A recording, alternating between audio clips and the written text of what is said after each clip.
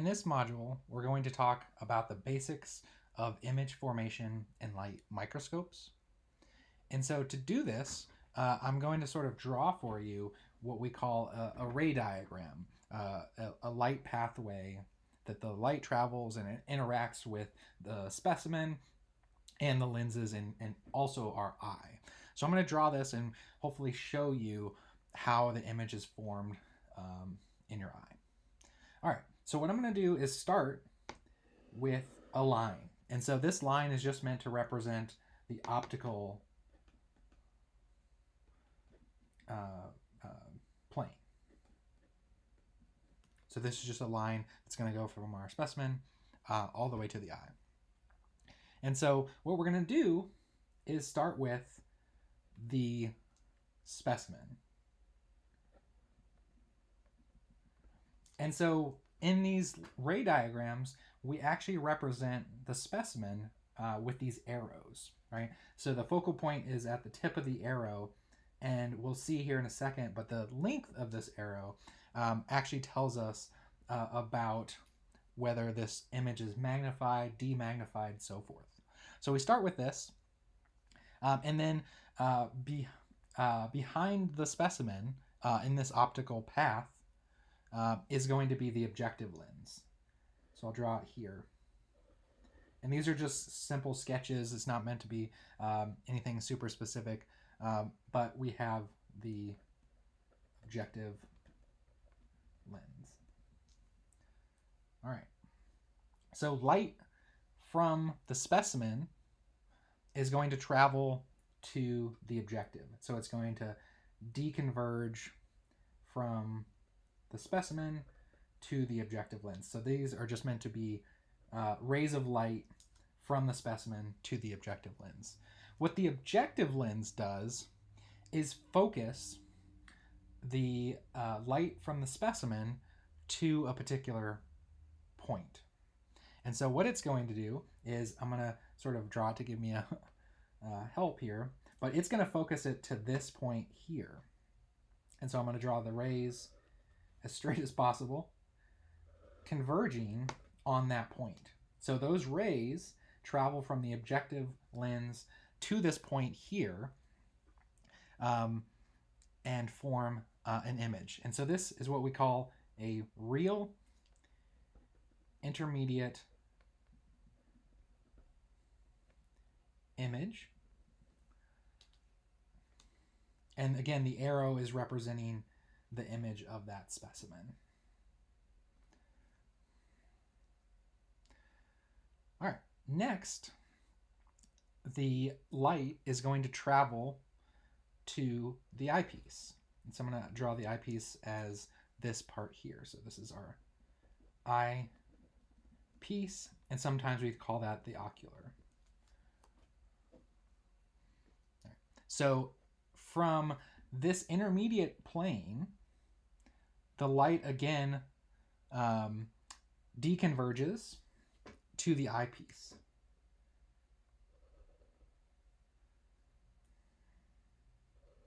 So we have something like that. So it's deconverging from this position here where we have that intermediate image to the eyepiece. So basically the rays are deconverging to the eyepiece.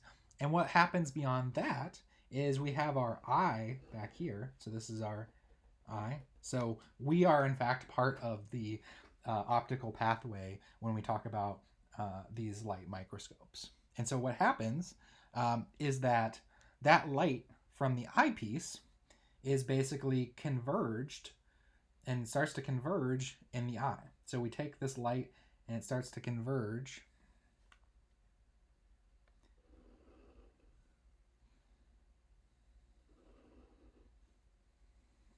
So this is the front of our eye, and it's actually focused by the lens in our eye to the retina, which is here in the back. So the retina is here in the back, and it's actually focused to the point there. So it converges to that point, and we have, again, another arrow representing the image. So in fact, in the eye, we actually have a real image on the retina. All right. So we have another image, and this is, again, intermediate because it's before the eyepiece, but the actual real image here is in the eye. But that's not the sort of end of it. If you think about how you visualize an image in a microscope, think about it for a second. You visualize that image not as being inside your eye, but in fact being some distance in front of you.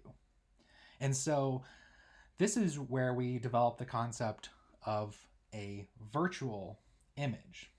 And so if we think about the rays coming from the eye, you see it diverges to the eyepiece. But if you extend this pathway with these dashed lines, and let me see if I can do this. If you extend this optical pathway with these dashed lines, what you see is it converges at some point here. And that some point is quite a distance away from the retina. So here's your retina, here's your eye, all the way to where we see the image, right? So when you see an image, it looks like it's out in front of you in that microscope, because we're producing, and so here's the image that we perceive. So this is, and here's where the arrows come in handy. We can see that this arrow is much longer. So that illustrates the magnification. And so this is a magnified, or let me rephrase that, magnified virtual image. This is what we're perceiving with the eye. And so the length here, more than this specimen, indicates that it's magnified. And the fact that we're kind of drawing these imaginary lines from the eyepiece means that this isn't a real image, it's virtual. It's what we perceive with our eye. And so just to kind of summarize here, we have a specimen. The light from that specimen goes to the objective lens, which focuses at some point behind the objective lens, that goes to the eyepiece, and that eyepiece is what allows our eye to see it. So it's converging to a point in our retina. And then our eye, and the way our brain perceives that image, we follow those rays from the eyepiece out in front, and we see that that's further than the specimen, and it's magnified because of it. And this distance tends to be around 25 centimeters. This is just an approximation, but that's about how far it looks in front of you when you're interpreting this data. All right, I want to make just a quick observation here. So this ray diagram that we've produced involves the eye. So obviously the idea of the eyepiece and the eye being in this ray diagram only applies when we're viewing the image through the eyepiece with our eye. If we're doing it digitally on the computer screen, the pathway after the objective lens is going to be different. So that's just one thing to keep in mind. With that in mind, modern microscopes allow us to do both. We can switch, if you've probably seen this if you've used one in the undergrad lab or in your own research lab, that we have the ability to switch between the eyepiece or the computer screen, and we can also do both at the same time. So that's just something to keep in mind when we're looking at this ray diagram. This is just meant to kind of give us a basic overview to start of the image formation process. All right, with that said, I want to go and look at two terms that I haven't explained in great detail yet, and that is the real and the virtual image distinction that I made. So let me sort of just list it up here. So if we're talking about a real image, and I apologize for my handwriting, but if we're talking about a real image, what we mean is that the rays, the light rays, converge on that image plane. So when I talked about the specimen going to this intermediate image and also the one at the retina, at both points here and here, the light converges to that point on along the image plane at that point, right? So on that plane it converged, on this plane it converged as well. So that's what we mean by a real image. All right, so the virtual image you can almost think of as the opposite of this. So when we're talking about virtual, you noticed here that this virtual image corresponds not necessarily to any part in the actual ray diagram, right? Because the light's coming from the specimen, making its way to the retina. But what we drew as this virtual image was actually sort of a made up or perceived image. And so that originates from the fact that at the eyepiece, the light is divergent, right? It's not converging on the eyepiece, it's diverging. So what we draw from there is these imaginary lines, right? And that's what converges. So when we have something like that, we are talking about a virtual image. So I use dashed lines here to indicate that this is virtual. It's not something that's there. The light's not somehow bouncing back.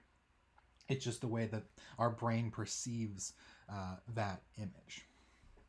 All right. So that's just something to keep in mind when we're looking at these diagrams and talking about the eye in particular. We have to designate real and virtual. So here the rays diverge at the eyepiece,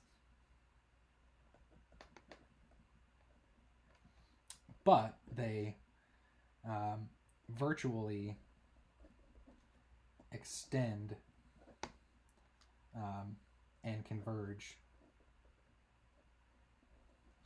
in front of the image, in front of the specimen.